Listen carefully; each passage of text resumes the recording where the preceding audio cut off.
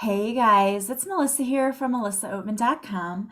Welcome to another episode of Awaken Your Inner Awesomeness. I am so delighted that you're here with me today.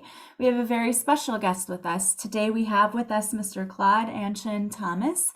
He's a Zen Buddhist monk, an author of two books, a combat Vietnam veteran, and he is the founder of the Zaltho Foundation. And he is here today to talk to us about his books, about how to live your life without having to suffer, because many people who go through traumatic experiences find that it creates a lot of suffering for them in their own lives. So we're going to tap into his wisdom today, and I cannot wait to do that. So thank you all for joining me, and thank you so much, Claude AnShin, for being here today. Oh, you're very welcome. Thanks for having me on your show. Absolutely. It's such a pleasure. And I'm very impressed by the work that you've done because I think it is so very important. I know personally people who have been in the Vietnam War and it was very traumatic for them. And so I am very, very grateful to you for the work that you're doing to help veterans. Thank you. The engagement that I have with people who served in the military and who have served in combat theaters and in combat itself is not limited to Vietnam. I have the privilege of being able to engage with men and women that have served in a number of conflict areas, and my engagement with former soldiers is not restricted just to the U.S. I've had somehow or other I've gained a reputation. I've been invited into South America. I've traveled before COVID. I was traveling regularly to Colombia and to Chile, to Ecuador, to Bolivia, and in these places I was working with also with, for example, in Colombia, working with. It didn't matter to me what faction a particular individual who was involved in fighting represented, and that they weren't fighting, and that they were having then to live with the consequences of that was of importance to me, because if the real issues of how we are impacted by our military experience are not acknowledged and addressed in some way, they continue to have ripple effects throughout society and culture. Mm-hmm. In fact, my combat service, my combat service was a result of the ripples that came through past generations. My father was a combat soldier. My grandfather was a combat soldier. My great-grandfather was a combat soldier. And they go forward into future generations. Directly, for example, my son has not served in the military. And not because I pushed him away from that. I didn't. My son is a commercial airline pilot, and he still wears a uniform. Yeah. And there was a certain point of time when he thought the only way he could get pilot training was through the military, and I just encouraged him to do research. And I was candid with him about what I experienced as the truth.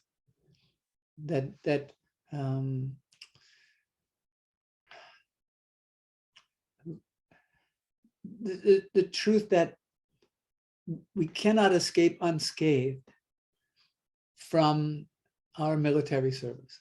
Mm-hmm. We just can't. It's just not possible. Yes, it's true that people are affected in varying degrees. But what I watch, what I see unfolding.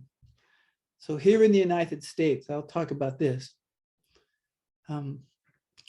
At last count, somewhere between 17 and 22 veterans a day were committing suicide. I haven't seen any current numbers, so I'll hold with that. If that number was only 2, that's still too many. Absolutely. The largest percentage of that group are between 50 and 70. It's not the current crop of veterans, although that there is an increasing number of suicides among active duty military and those who have recently served. But of that number, 17 to 22, the large percentage are between the ages of 50 and 70. And so what that's saying is that, like in my own case, I didn't know what I didn't know. And I thought that the chaos and instability of my life were just the result of it was just part of life. I didn't understand the way that I had been affected, the way I had been morally injured, and the way that moral injury was expressing itself. Post-traumatic stress being fitting under that umbrella of moral injury. So it, at a certain point, after addressing what I saw as the major dysfunctions in my life, I was suddenly face to face with the truth of my service. And the awakening to that was destabilizing. It was excruciatingly painful and confusing to really confront the truth, not my imagination of the truth, but how I was affected, the role that not only my combat service played, but the role that my father's combat service played in my life, and my grandfather's combat service, the role that played in my life. So I'm dealing with not only my own, but the transgenerational effects of war, violence, and suffering. And if somebody doesn't want to live differently, no matter what is presented to them, they're not going to change. Mm-hmm. If they're not willing to wake up, if they want to just maintain what they think is this safety that they've created, this a lot of people have created a certain sort of envelope of safety around them. The Greeks have a word for this. They call it themis. And so creating this veil of safety around me, I think that I'm okay. But eventually something happens to penetrate that veil of themis. Something happens to a child, a job is lost, or retirement comes about, or if a person is married, then their spouse, something may happen to their spouse, or there could be a divorce, or suddenly there's a discovery of substance abuse and the real cost of substance abuse, and all of a sudden that protective veil that we've created around ourselves begins to crumble, and we're face to face with the truth of our service, which is quite destabilizing. And without a discipline, without some sort of discipline in our life, and I refer to it as a disciplined spiritual practice, not religious, then being able to sort of navigate the complexities of this process of awakening are challenging. Yes. And I know that just having PTSD is a very challenging thing in and of itself, because my own children have experienced it, not because of war or being in the military, but I understand how challenging that can be. And so you've created this foundation. So tell us a little bit about the Zaltho Foundation. I'm glad to do that. Thank you for asking. I would, however, like to address 2 points before I talk about the foundation. Sure. One of the points that you mentioned is that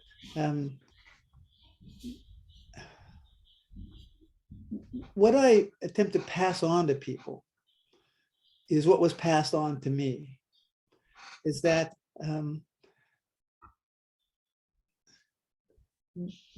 the absence of suffering doesn't mean that that suffering somehow goes away. Mm-hmm. What I help people to discover is a path to living at peace with their unpeacefulness. So if a lot of the struggles happen with the people that I meet because they want the 10 easy steps that will take away that will take away all of this, what they deem as uncomfortable. And that's just simply not, I don't think that's the truth of life. So what I really make an effort to be clear with people about is that I'm not offering them a panacea.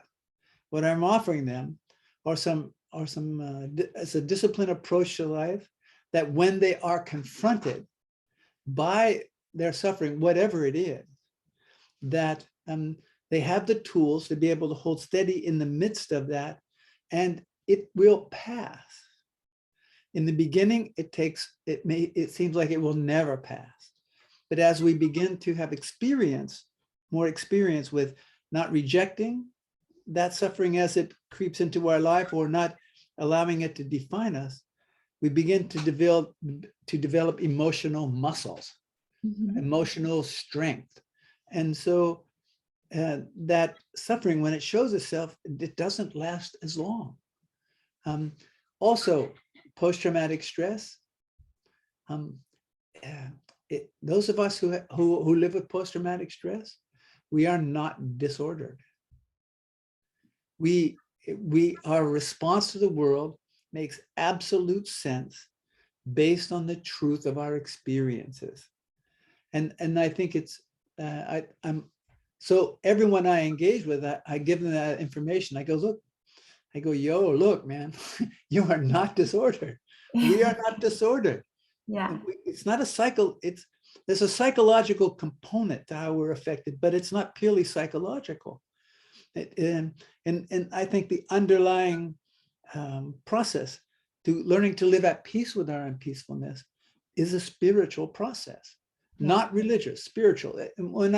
So as you introduced, I'm a Zen Buddhist monk. I'm fully ordained in a Japanese Zen Buddhist tradition. However, when people come into retreat with me, particularly veterans, my purpose is not to convince or convert, but rather offer tools to them that have been passed on to me that really serve me well, that aren't anything other than daily life. It's how we approach daily life. Now, the Zaltho Foundation, originally I created the foundation as a way to raise money to support Vietnam veterans to go back to Vietnam, because I heard that the process was quite cathartic for a number of men and women. However, most of the people that I knew, not everyone, but a majority of the people that I knew who had served just didn't have the resources. Right. So I was able to establish a 501c3, and the intent was that if people were to donate money to support veterans going back to Vietnam, they could get a tax rebate. So it would be an incentive for them to donate. However, this foundation has grown far beyond my wildest imaginations. And it's grown as a result of the dedicated and hard work of the members who are currently on the board. Once I became ordained, I had to step back from any official capacity with the board. But I will say that the board of directors of the Zaltho Foundation, and they're listed on the Zaltho Foundation website, and they're listed as a biography on them.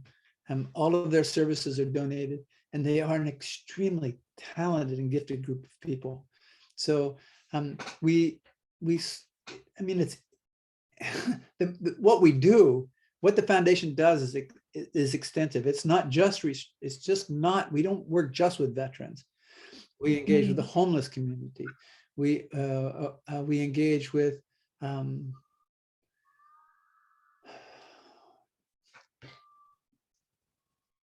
we are actively engaged with communities at large to bring a meditation practice, to bring the tools of a meditation practice into a wide variety of communities, not restricting it to just those who want to come to a temple or to a church or so, but take meditation practice out into the community, and to really be clear with people that meditation is not something that can be taught. what I can relay to them are form, is form and function. And if they are steady with form and function, then the reality of meditation will begin to show itself to them. And it is the most powerful tool that I have ever experienced. And in my case, what I offer is free. I mean, everything I do, because of my vows, everything I do for free. However, the foundation cannot exist, and we cannot do the work we do without the support of a larger community who are very blue collar in nature, and so we make an effort to take the donations that are given to us, and they go exactly into action. That's amazing. And I know when you're talking about meditation too, that your latest book is also about meditation, correct? Yes, bringing meditation to life. Tell us more about that. It was very interesting. So I've had the privilege of having 2 books published, and considering my background, it's for me, it's just quite surreal. Because at a certain point in my life, I was living on the streets, homeless, in an abandoned car in Pittsburgh, Pennsylvania, in an alleyway between 2 major streets. And I thought that my life was good. And to have come from that place to be sitting here talking with you, an author of 2 books, and having the opportunity to interact with the sorts of people that I'm privileged to interact with, and to have been the founder of a foundation that's grown beyond my imaginations, that's doing this amazing sort of work in the world, it's really just, the only thing I can attribute it to is first I had to stop taking intoxicants and stay stopped. And I had to stop getting high, man. That was getting in my way. And at that point, my life I had an opportunity then to experience life more directly. That led me to Zen practice, which led me to the tool of breath awareness, which led me to the understanding that for my life, I'm responsible. If I want the world to be different, then I need to be different. I need to live differently. I need to be the peace I want to see in the world. So it's not about getting the world to conform to my ideas of it, but wake up to the roots of war, violence, and suffering in me. The other book, may I? Sure, absolutely. Yeah, the first book that I had the privilege to publish, At Hell's Gate, A Soldier's Journey from War to Peace. Now, I did not set out to write a book.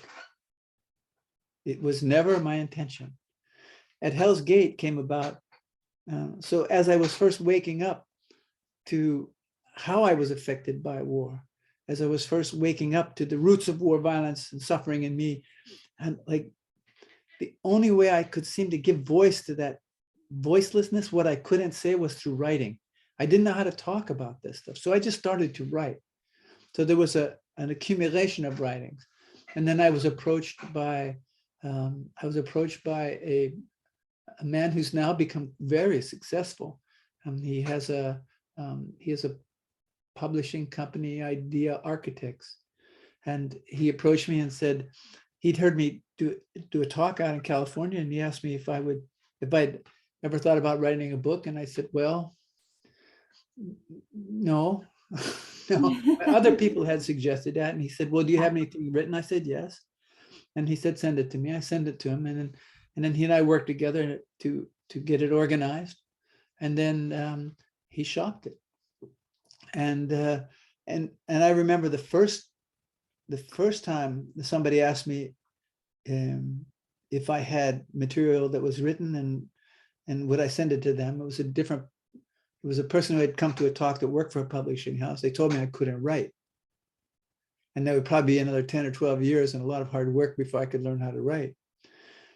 What's amazing about this particular book is that people gravitate it because they say it's so well written. It's interesting There how you things are. go.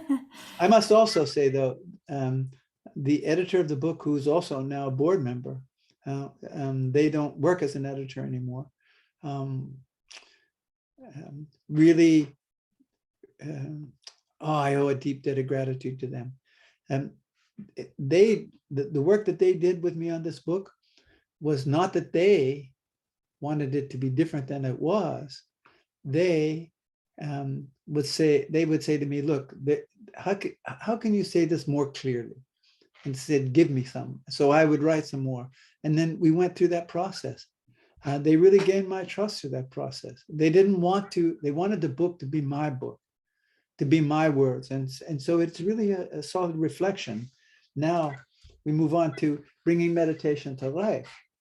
The same editor, who's now a board member, who's not technically not an editor anymore, approached me and said, did you ever consider doing a book of quotes or sayings? And I said, well, I don't collect my quotes and sayings. I go, that's just not something I do. It seems a little, to me, it would seem a little self-absorbed, just from my perspective. But they said, well, what about other people? Are there people who've collected quotes or been sort of inspired by something you've said or something you've written? I said, I have no idea. And then they said, well, why don't we send out an email to the immediate students or people on the Zaltho mailing list and see what comes back.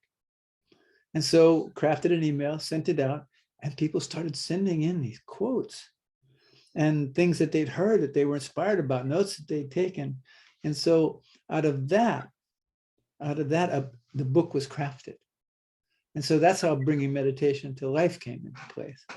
And really, it's so important for me. I stress this constantly, that meditation and daily life are not two things. Yes. Well, I think, you've made the point that challenges are going to happen in life. They always will.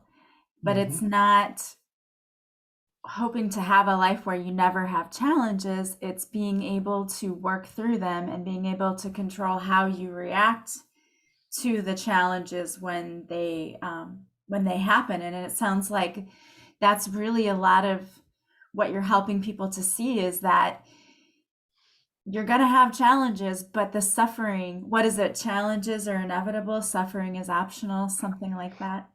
I like to say suffering, our suffering never goes away. It's always present. But we don't have to suffer.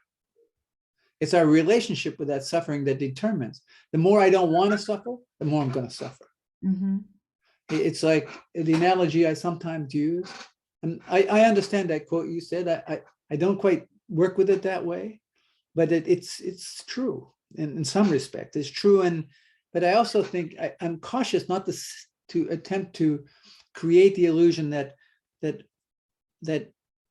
there is a path where you don't have to feel uncomfortable anymore, where the sort of suffering is washed away. Sure. Suffering is a natural condition of life.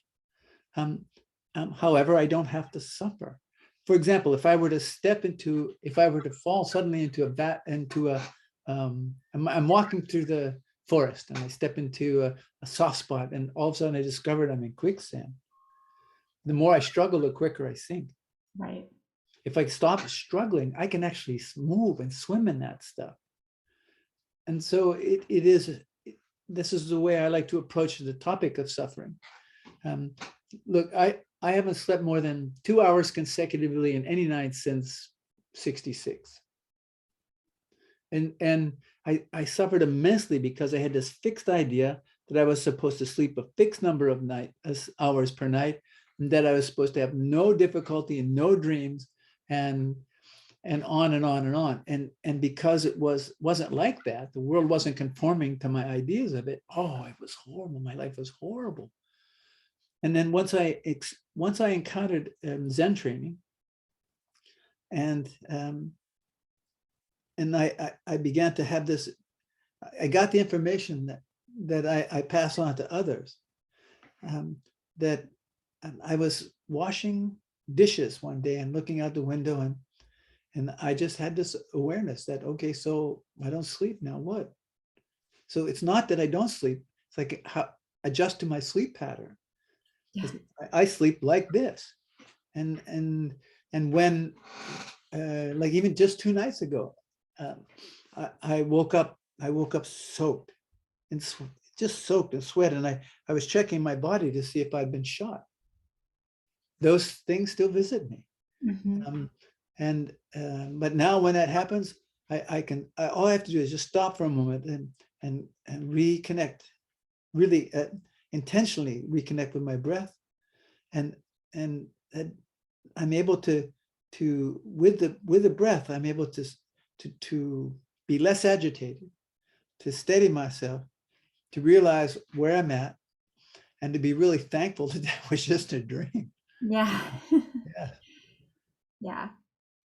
And I know what you're talking about when you say that you you kind of have to bring yourself back to your awareness and to get centered, because I think a lot of times we have something happen to us and we kind of get thrown off balance, and we can either really let it continue to take us down this cycle of, oh my gosh, look what happened to me, my life is so bad, and or Yeah. we can stop and just come back to our heart center and say, okay, I am aware that this something I didn't want to happen has happened, but I don't have to have a terrible life because something that I didn't want to happen happened.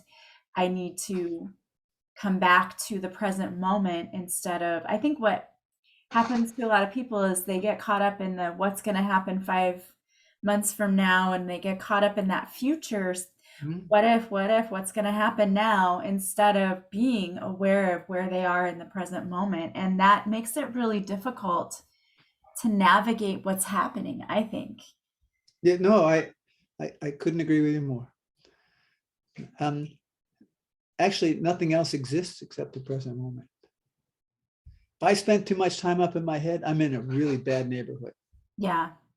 And so I have to be, this is why this discipline, spiritual practice that I have serves me so well. Because look, breath is free.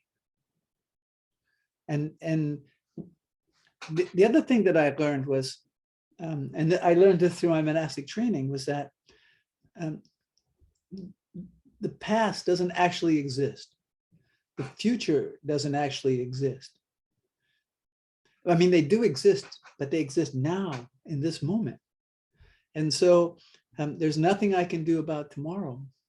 But I learned if I take care of what's right in front of me, well, whatever that means, that tomorrow it takes care of itself. Absolutely. Yeah, that doesn't mean that I don't have plans. It doesn't mean that I don't have ideas, but I'm cautious about locking myself into results. Well, and I think that you said it earlier, I think a lot of people, we put unrealistic expectations on future events, on things that are going to happen. And when we do that, we end up causing, I think, a lot more suffering than what is necessary, because our reality doesn't match up to what our expectation was. Yes, that's well said. And often I see people that attempting to get life to conform to their ideas of it. And that I understood in my own way. I understood that's because of here's a word, karma. Yeah. This is a word that's really common in the lexicon, but few people really understand the truth of karma. They understand it as like, okay, if I do something bad, then something bad is going to happen to me. If I do something good's going to happen to me. That's sort of true, but it might not go down like that. Right. That there are two different types of karma. There's the karma which I inherit from all those family generations that precede me endlessly, and from the collective conscious of which I'm a part of, the society and culture. And so whatever the society and culture is I'm engaged with, they also influence my life. There is no individual self. I'm a composite of all that karma which I have inherited. Then out of that, I act. That's the karma that I create. Now, the amazing thing about Zen practice for me was that what I learned is that I'm not trapped. I'm not trapped forever in this cycle that I felt I was trapped forever in, that I can change. Karma can be changed. Now, I have to give up my ideas about what that means. Because if I have an idea, well, I'm going to change it like this, that's not going to work. Yeah. That what the way karma changes is that through becoming the willingness to become more still, whatever that means to someone, concentrating on the breath, I get to see what in my life creates difficulties, and I can stop doing that stuff. I'm not driven. I mean, in unawareness, I am driven. But as I'm willing to become more aware, I'm less driven by that suffering. And so I can learn to live in a different relation with it. I can just stop doing that stuff. Mm-hmm. Yeah, I think that's a really good point, because I think a lot of people get stuck in doing things they don't necessarily want to do because it's what society says that they have to do. So they get stuck in marriages where they're not happy, or they're in jobs that they don't like. They picked careers, that aren't really fulfilling to them. And when you can get still and be very quiet, for me, that's when I can feel the stirrings of the divine. I refer to my higher power as the divine, Sure. guiding me towards the path that really is more fulfilling for me, and what, my heart really would rather be doing, rather than all of the things that I feel like I have to be doing. So I think many times we're just keeping ourselves busy for the sake of being busy.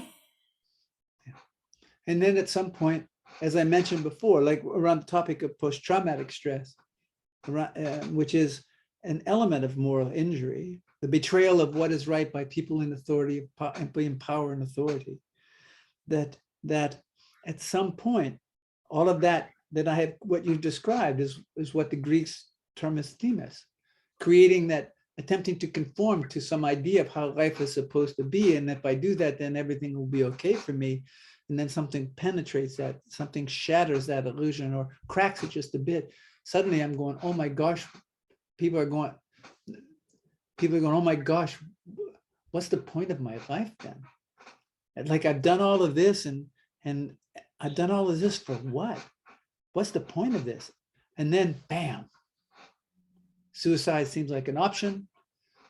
Or they just say, wow, it's just like all of a sudden it's like the rug's pulled out from underneath them. I've wasted my whole life. There's no point. Yeah.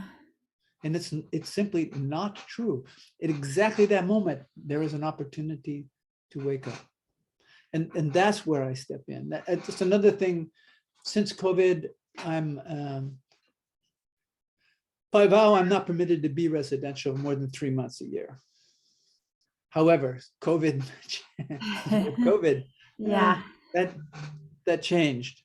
But that since I've been residential, people have realized that I'm here, and that they realize my engagement and things that I've done and am willing to do. And so over the months, I've been called on numerous occasions for suicide interventions, often with, I must think, these calls have been exclusively either with active duty military or veterans. And but I only get called when in the manifestation of these overtures, the individuals are armed. So they reach out to me before they call the police. And so far, as you can see, I'm here. So far, no one's died, and no one's had to go to jail. There's only so much that I can do The rest is up to the individual. If the individual is not willing to do things different, it doesn't matter what I say, it doesn't matter what I offer, nothing's going to change.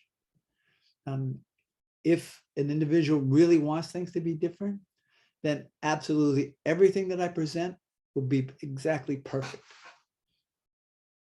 If they're That's willing. amazing. That is amazing, though. And I absolutely love that they reach out to you because um, obviously jail is not a helpful scenario for someone who is at that stage in their life. And boy, that's just such a it's a difficult subject to deal with and to talk about and to have someone feel like there is no other option than to take their life.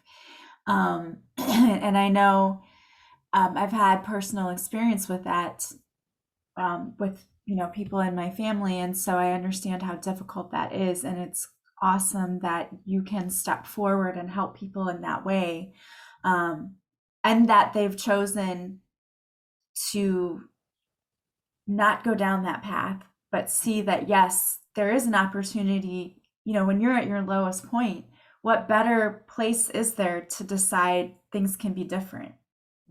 That you But can start over, it doesn't have to continue down that same path. well, I also look at, I don't distinguish between high and low. What I say is that exactly that moment you have an opportunity.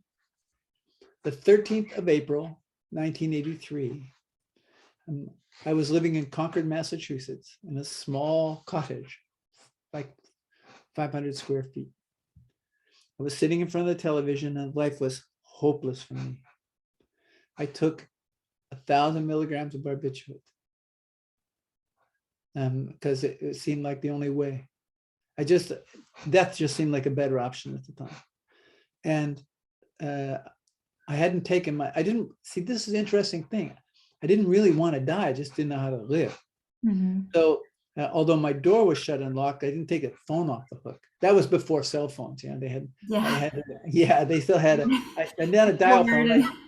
I had the dial phone style, but with push buttons. Yeah. But I didn't take the phone off the hook, and somebody called me.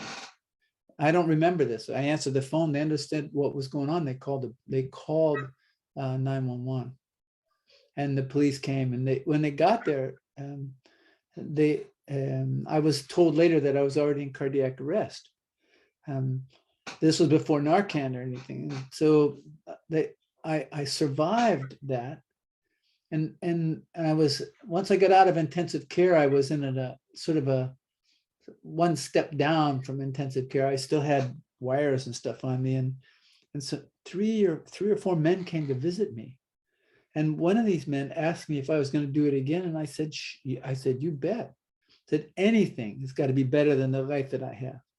He looked at me and said, how do you know? He said, it could be worse. Yeah. And I'm saying, it was just, there was something about what he said, and it just was one of those moments. And it just was like, it just was piercing, that thought. And I just went, holy cow, worse than this? I better do something about this. Now, I didn't right away, but it's what led me to a drug and alcohol treatment center. And they sort of set me on that path. And I have never looked back. Even though this path is full of doubt for me, I often wonder if because I live a very non-conventional life. Mm-hmm. And if I look at traditional society and culture, and I still have those ruminations. Is what I'm doing worth anything? I mean, I don't have a job. I don't have a retirement. I don't have all the stuff that I'm supposed to have to make this show that I had a productive life. And so I'm still visited by those ruminations. And then all I have to do is stop and come back to my breath and just reflect on where I was and where I am, and the opportunities that are presented to me as I have discovered through this process that what I used to perceive as my greatest liabilities have in some ways become my greatest asset. It's how I work with them. Yeah, and look at all of the lives that you're touching and changing in what you're doing, and that's amazing. And I think that that is a problem that many people have, is that maybe what they really would love to do doesn't conform to society's expectations. I think that, yes, I think that's certainly a major factor. The other thing, though, is uh,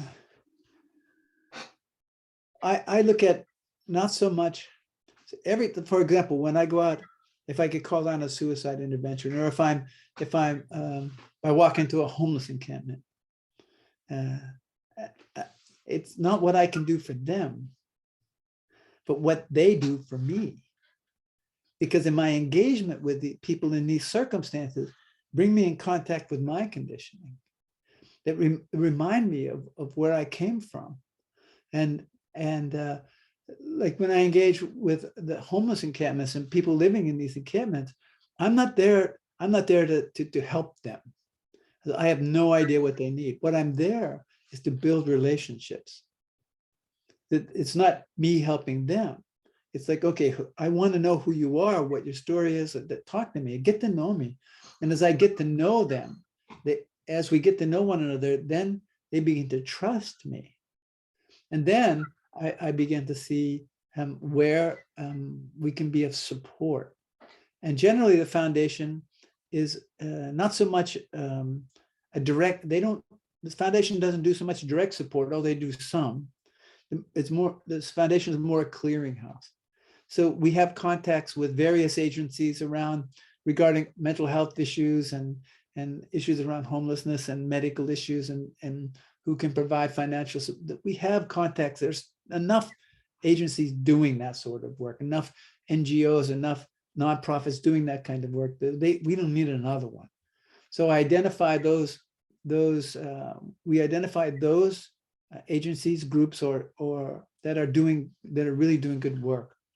And so once we identify what a person needs, we can say, okay, we can send you to someone, and they will help you out. We can be sure of that. It's also true that just because a person lives outside doesn't mean their problems are all solved if they get housing. Some of them don't want that. Right. They're perfectly content with their life out there. It's how to support them where they're at. Yeah, you're absolutely right. Mm. That's awesome that you're doing that, though, because I think making connections is one of the most important things that we can do. And as Yes. a teacher, that is one of the most important things I think you do in the classroom, is making connections with your kids. Yeah. Yes. My father was a teacher. Yeah, my first degree is in education. Yes, and it's like, it's interesting. My father's sister wanted her eldest son, and she converted to a particular religious faith, and she wanted her son to go into the priesthood of that faith. And he said, "No, man, no, man, I'm going to college." Yeah. And interesting, I was always looked at as the problem child in the family, and here I am well, I'm not a priest or a monk, but yes, Yeah. interesting how the world turns. Yes. And I find that that does happen a lot. Honestly, that does happen, that the one who might be considered to be maybe the black sheep, or the one who isn't like everybody else in the family, ends up paving the way and paving the path for others too. So that's a big responsibility for sure. But I definitely want to thank you for your service, for everything that you have done, because I think that it is such an important mission. And just hearing you talk about going out and making connections with people, not trying to necessarily change them, but just trying to meet them where they are and understand what their needs are so that you can get them what they need. I think that that's very, very important. Yeah, let them teach me. Exactly. Mm-hmm. Well, thank you so much. This has been such a wonderful and enlightening conversation, and You're welcome. enjoyed it. It's I've been enjoyed very it easy so to much. talk with you. Yeah, it's been really easy to talk with you. I really have appreciated the time together.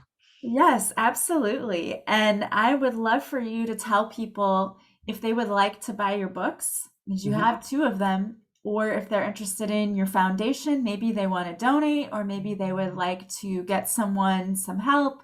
What's the best way for them to do that? Um, the books are available on a number of different through a number of different venues.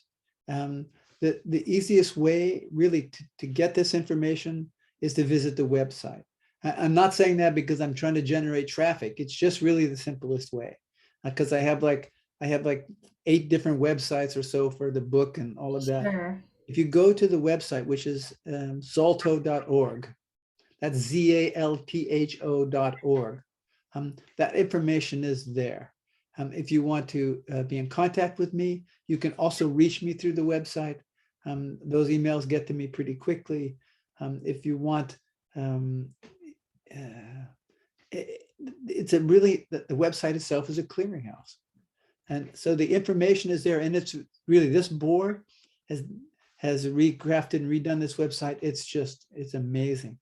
If you want to get the book, like for example, a number of people, I bump into a number of people that don't like to go to Amazon. Yeah. Yeah. So if you don't want to shop at Amazon, you don't have to. The book's available in other places, and they're listed on the website, or you can get the book directly from us.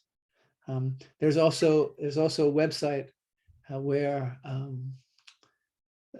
I also want to mention that all of the proceeds from the book, they get channeled right back into the foundation, and they go to support the work of the foundation. So none of that really comes to me. We also have the foundation has a Facebook page. And again, you can find the Facebook page under the name Zaltho, Zaltho. And there's an Instagram page. And that can also be found by just entering the name Zaltho. You cannot find me on social media. I have no social media presence. However, if you want to be in direct contact with me, if you go to the website, there's a way to write info@zaltho.org, and then those emails get passed to me.